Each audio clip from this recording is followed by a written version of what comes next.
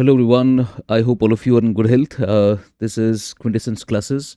इस particular section में हम एनालिसिस करने वाले हैं 2028 नायब तहसीलदार का जो एग्ज़ाम हुआ था उसका हम पूरा एनालिसिस करेंगे और मैं आपको बताऊंगा 2018 से लेकर 2025 तक क्या क्या चीज़ें बदली है और 2025 का जो एनटी का एग्ज़ाम होने वाला है उसमें आपका मेन अटेम्प्ट कितना होना चाहिए, आपका सेफ स्कोर कितना रहेगा, जो मैं अभी ही आपको थोड़ा एक्सपीरियंस से बता सकता हूँ, और आपका मेन जो की फोकस है वो किस पे होना चाहिए, स्ट्रेटजी क्या रहनी चाहिए इस साल के नायब तहसीलदार के लिए।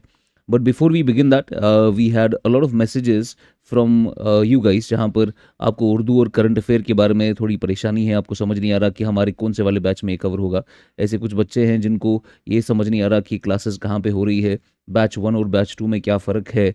कुछ बच्चे बोल रहे हैं कि सेकंड बैच में क्या डिफरेंस है फर्स्ट बैच से। तो बहरहाल मैं वो क्लियर कर देना चाह रहा हूँ कि मैं जैसे इससे पहले भी आपको बोल चुका हूँ, ये हमारा नायब तहसीलदार बैच 1 है जो कंप्लीट ऑलमोस्ट हो चुका है 95%। इसमें आप देख सकते हैं पेपर 1 पेपर 2 करके हैंड रिटन क्लास नोट्स भी है और एडिशनल कंटेंट भी है बाकी एसएसबी एग्जाम्स के लिए। पेपर 1 पे आप क्लिक करेंगे तो आपको यहाँ पर सारे सब्जेक्ट्स मिलेंगे, उसमें आपको एग्जैक्टली वैसे वैसे ही मिलेगा जैसे कि आपको सिलेबस में दिया गया है। अब जिन बच्चों को नए से पढ़ना है फ्रेश, वो हमारा बैच 2 ले सकते हैं। इसमें अभी क्लासेस शुरू नहीं हुई, इसमें क्लासेस आएंगी। तो जब जो बच्चे पूछ रहे थे कि इसमें डिफरेंस क्या है, डिफरेंस यही कि इसमें क्लासेस आएंगी और ये 25 जून से शुरू होगा। कुछ क्लासेस हमने इसमें डाल रखी है तो वो आप देख सकते हैं, ठीक है ना। और जैसे हमने ये मास्टरिंग उर्दू का एक क्लास डाला था, तो ये आप देख सकते हैं, ये हो गया बैच 2। ये बिल्कुल नया है जो 25 जून से शुरू होगा और ये ऑलमोस्ट कंप्लीट हो चुका है। ये अब नायब तहसीलदार का ऑलरेडी कंप्लीटेड बैच ले सकते हैं। Let's come back. हमारा आज का जो एनालिसिस होगा दैट इज़ अराउंड 2018 का जो पेपर था उसके अराउंड हम पूरा एनालिसिस करेंगे और स्ट्रैटेजी देखेंगे नेक्स्ट अटेम्प्ट की क्या होनी चाहिए। नाउ सबसे पहले तो जो 2018 का पेपर था, अगर आप उसको थोड़ा एनालाइज करें, मैंने उसका एक टेबुलर ब्रेकडाउन किया है डिक्रीजिंग ऑर्डर में। मैंने हर सब्जेक्ट की आपको यहाँ पर एग्जैक्ट नंबर ऑफ क्वेश्चंस भी बोले हैं और उसका टोटल परसेंटेज कितना था पूरे एग्जाम का। तो जैसे पुराना जो 2018 का पेपर था नायब तहसीलदार का, जनरल स्टडीज़ का जो पेपर था उसमें 30 क्वेश्चन आए थे। It was around 25% of the entire paper. Then constitution of India उन्होंने अलग से डाला था, तो जीएस आपका अलग, कॉन्स्टिट्यूशन ऑफ इंडिया अलग से डाला था। इस बार इन्होंने ऐसा नहीं किया, इन्होंने कॉन्स्टिट्यूशन ऑफ इंडिया को जीएस में ही डाल दिया है, ठीक है ना। तो पॉलिटी का थोड़ा सा सेक्शन जीएस में ही आएगा। तो ये जो डिफ्रेंसिएशन था वो इस बार ही नहीं है। इसमें अलग से कॉन्स्टिट्यूशन ऑफ इंडिया के 20 क्वेश्चन थे। तो आप क्लियरली समझ सकते हैं कि इस साल के एग्जाम में पॉलिटी से सेक्शन कम किया गया है, ठीक है ना। तो कॉन्स्टिट्यूशन ऑफ इंडिया आपका सेकंड हो गया 20 क्वेश्चंस। उसके बाद जनरल नॉलेज जम्मू कश्मीर का उन्होंने अगेन फिर से अलग से पूछा, जिसमें आपका 20 क्वेश्चन पूछे गए थे जम्मू कश्मीर के। उसके बाद जनरल इंग्लिश पे क्वेश्चन फिर से 20 question, was around 16.6% of your entire paper. Mensuration तब भी था, आज भी है, ये 15 question. Constitution of Jammu Kashmir पूछा गया था एग्जैक्टली, जो कि आज तो है नहीं हमारे पास, तो इसकी जगह वो रीऑर्गेनाइजेशन एक्ट वगैरह सब कुछ डाल रखा है जम्मू कश्मीर के अंदर। एंड देन करंट अफेयर तब भी था, आज भी है।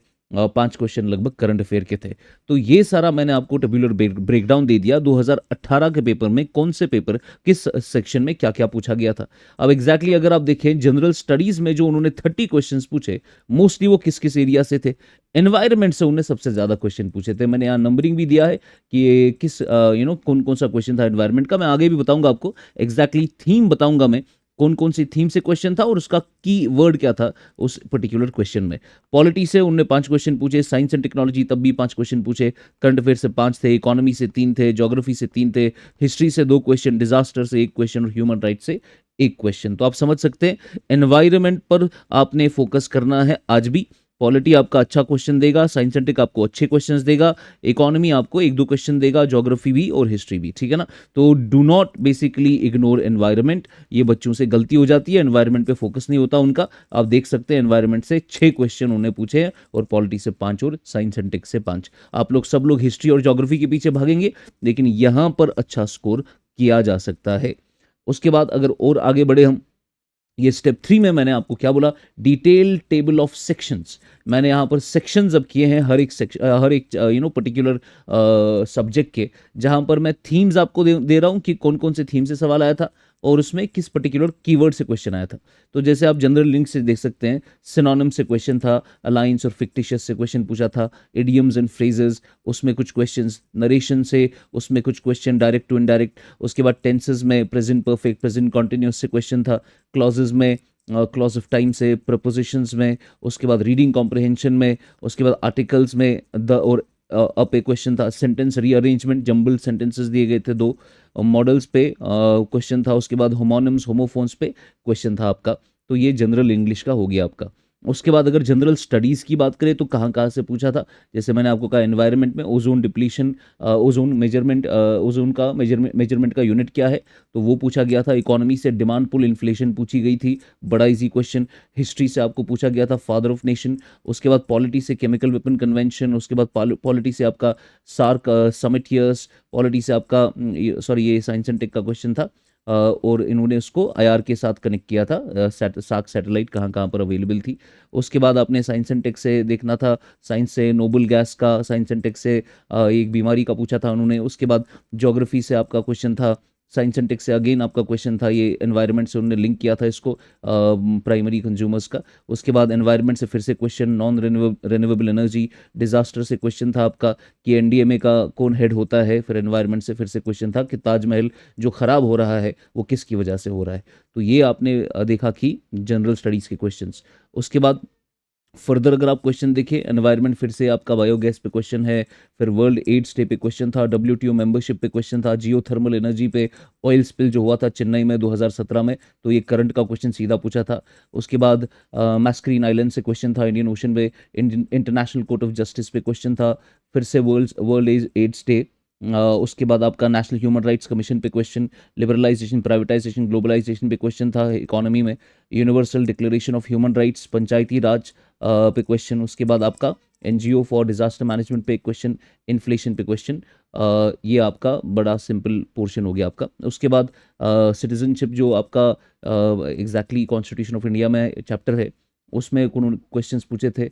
उसके बाद legislative powers, code of criminal procedure, fundamental duty पे क्वेश्चन, इलेक्शन कमीशन पे क्वेश्चन, आर्टिकल 370 पे क्वेश्चन, फंडामेंटल राइट्स पे क्वेश्चन था, फंडामेंटल ड्यूटीज़ पे क्वेश्चन था, part 4A, right to education पे क्वेश्चन था, सेंटर स्टेट रिलेशनशिप पे क्वेश्चन था, माइनॉरिटी राइट्स पे क्वेश्चन, सुप्रीम कोर्ट के पावर्स पे क्वेश्चन। तो ये सारे थीम्स है जो आपने पॉलिटी में अच्छे से कवर करने कॉन्स्टिट्यूशन ऑफ इंडिया में। फिर कॉन्स्टिट्यूशन ऑफ जेके तो आज आपको ज़रूरत नहीं है, तो आप इसको स्किप कर सकते हैं। पर judiciary, legislative power, electoral power, legislative power, सब कुछ पूछा था उन्होंने एट दैट टाइम। उसके बाद जीके से और क्या पूछा था उन्होंने, जो जम्मू कश्मीर का जीके है, टूरिज्म जम्मू कश्मीर का पहलगाम पे क्वेश्चन पूछा था।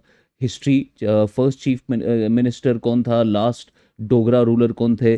ज्योग्राफी के ढेर सारे क्वेश्चन, डल लेक पे, चनाब पे, अलूवियल सॉइल पे, रिवर झेलम पे, शंकराचार्य टेम्पल पे, समर कैपिटल कौन, रावी ट्रिब्यूटरी पे, इंदस बेसिन पे, कुछ प्रोजेक्ट्स पे।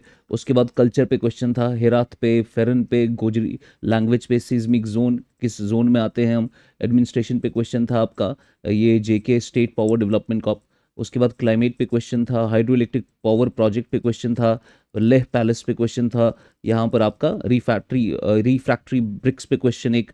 उसके बाद लैंड रेवेन्यू गिरदावरी सिस्टम पे एक क्वेश्चन आपका। उसके बाद आपका मेंसुरेशन पे, पेरीमीटर पे, एरिया पे, वॉल्यूम पे, डायगोनल पे, सरफेस एरिया, सकमफ्रेंस पे, ये सारे क्वेश्चंस पूछे थे उन्होंने पिछली बार क्वांट में।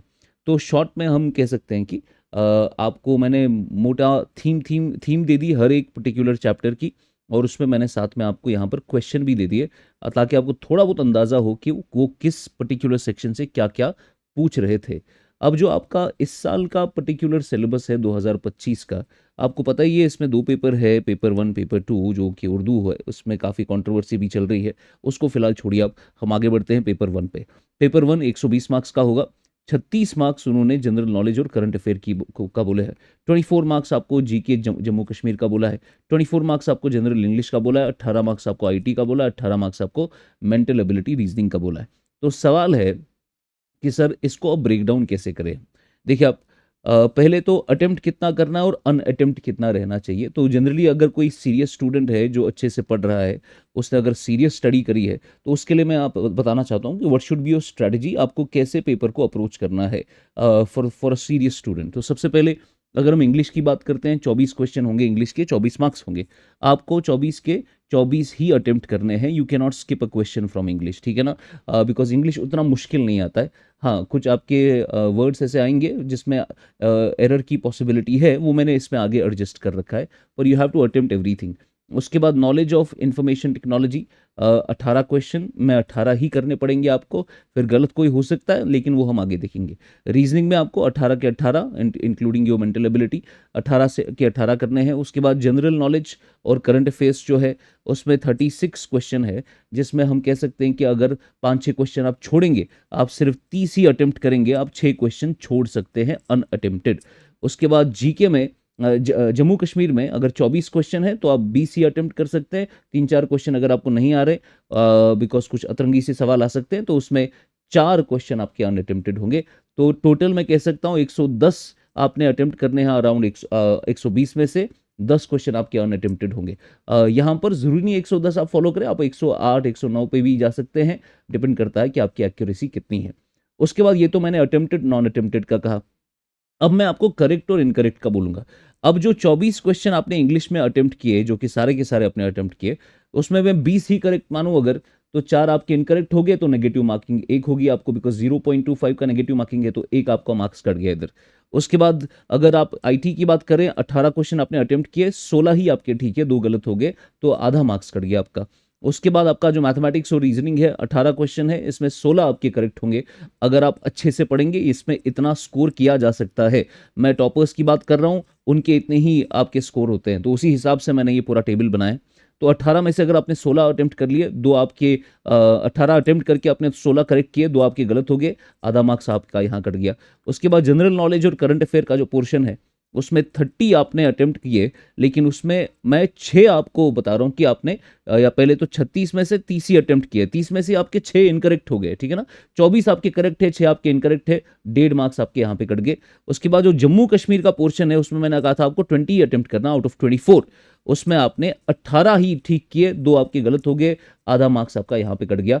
तो मोरलेस नेगेटिव आपका 4 हो गया, ठीक है ना, और टोटल जो आपका करेक्ट है वो 94, इनकरेक्ट आपका 16। तो आपका जो अल्टीमेट स्कोर है वो इससे कितना बनेगा, your ultimate score will come out to be 90, ठीक है ना। अगर आप टोटल क्वेश्चंस अटेम्प्ट करेंगे 110, करेक्ट आपका होगा 94, इनकरेक्ट आपके 16, टोटल नेगेटिव मार्किंग हो गया आपकी -4, 90 के अराउंड आपका स्कोर आएगा, and this is a very safe score for all of you. तो ये लेकिन हर कोई नहीं कर पाएगा।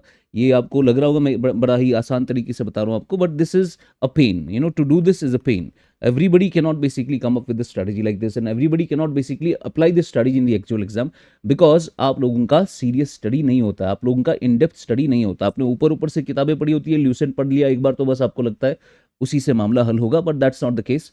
अगर आप जानना चाहते हैं एग्जैक्टली इसमें क्या करना है, मैंने ऑलरेडी एक नायब तहसीलदार पे वीडियो बना रखा है, तो आप वो अच्छे से देखिए। मैंने उसमें किताबें भी बोली है, मैंने आपको लेक्चर्स का इंपॉर्टेंस भी बोला है, कंटेंट की इंपॉर्टेंस भी बोली है, और साथ ही साथ जो इसमें उर्दू का पेपर भी है उस पर भी एक और वीडियो मैंने बनाया है, वो भी आप देख सकते हैं। स्पेशली जो द पीपल फ्रॉम जम्मू, वो उस उर्दू वाले वीडियो को देख सकते हैं, ताकि वो अभी से थोड़ा बहुत पढ़ना शुरू कर ले। बाकी इसका कंट्रोवर्सी में क्या बनेगा उर्दू का, वो देखा जाएगा। फिलहाल के लिए आपने पढ़ाई शुरू कर देनी है। This is the way you can qualify this exam, और ये मैं वो तरीका बता रहा हूँ आपको जो ट्राइड एंड टेस्टेड है, टॉपर्स का स्ट्रैटेजी है, वो इसी तरीके से पूरा कैलकुलेट करके अपना अटेम्प्ट डिसाइड करते हैं। तो आपको पता होना चाहिए मुझे किस पोर्शन में से कितना अटेम्प्ट करना है, मुझे इंग्लिश में कितना अटेम्प्ट करना है, मुझे मेरा हिट रेट क्या होना चाहिए आईटी में, मेरा रीजनिंग में हिट रेट क्या होना चाहिए, मेरा जीके में हिट रेट क्या होना चाहिए, मेरा जनरल नॉलेज जम्मू कश्मीर में हिट रेट क्या होना चाहिए, और फिर उसमें जो मैं हिट रेट है मेरी, जिसको मैं अटेम्प्ट कर रहा हूँ, उसमें से मेरा करेक्ट कितना होना चाहिए। अगर ये आप फॉलो नहीं करेंगे और ये आपके दिमाग में ये टारगेट्स नहीं बने होंगे, देन आपका फ्यूटाइल अटेम्प्ट रहेगा, आपको इतने मार्क्स नहीं मिलेंगे, ठीक है ना। तो ये दिमाग में रखते हुए ही प्रिपरेशन करनी है, और इसी हिसाब से आपको हर एक पर्टिकुलर सब्जेक्ट को टाइम अलॉट करना है, ठीक है ना। तो मैं चाह रहा था ये आपके साथ शेयर करूं। Thank you so much, God bless you.